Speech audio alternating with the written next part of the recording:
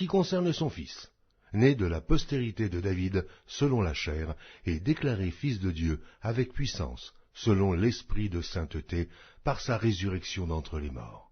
Jésus-Christ, notre Seigneur, par qui nous avons reçu la grâce et l'apostolat, pour amener en son nom à l'obéissance de la foi tous les païens, parmi lesquels vous êtes aussi, vous qui avez été appelés par Jésus-Christ, à tous ceux qui, à Rome, sont bien-aimés de Dieu, appelés à être saints, que la grâce et la paix vous soient données de la part de Dieu notre Père et du Seigneur Jésus-Christ. Je rends d'abord grâce à mon Dieu par Jésus-Christ au sujet de vous tous, de ce que votre foi est renommée dans le monde entier. Dieu, que je sers en mon esprit dans l'évangile de son Fils, m'est témoin que je fais sans cesse mention de vous, demandant continuellement dans mes prières d'avoir enfin, par sa volonté, le bonheur d'aller vers vous. Car je désire vous voir, pour vous communiquer quelques dons spirituels, afin que vous soyez affermis, ou plutôt, afin que nous soyons encouragés ensemble au milieu de vous, par la foi qui nous est commune, à vous et à moi. Je ne veux pas vous laisser ignorer, frères, que j'ai souvent formé le projet d'aller vous voir, afin de recueillir quelques fruits parmi vous, comme parmi les autres nations.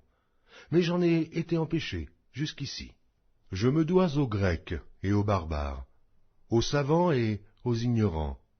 Ainsi j'ai un vif désir de vous annoncer aussi l'Évangile, à vous qui êtes à Rome. Car je n'ai point honte de l'Évangile.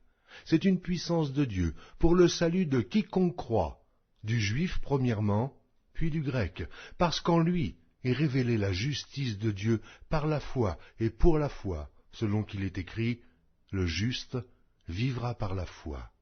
La colère de Dieu se révèle du ciel contre toute impiété et toute injustice des hommes qui retiennent injustement la vérité captive.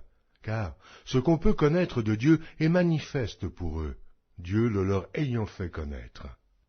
En effet, les perfections invisibles de Dieu, sa puissance éternelle et sa divinité, se voient comme à l'œil, depuis la création du monde, quand on les considère dans ses ouvrages.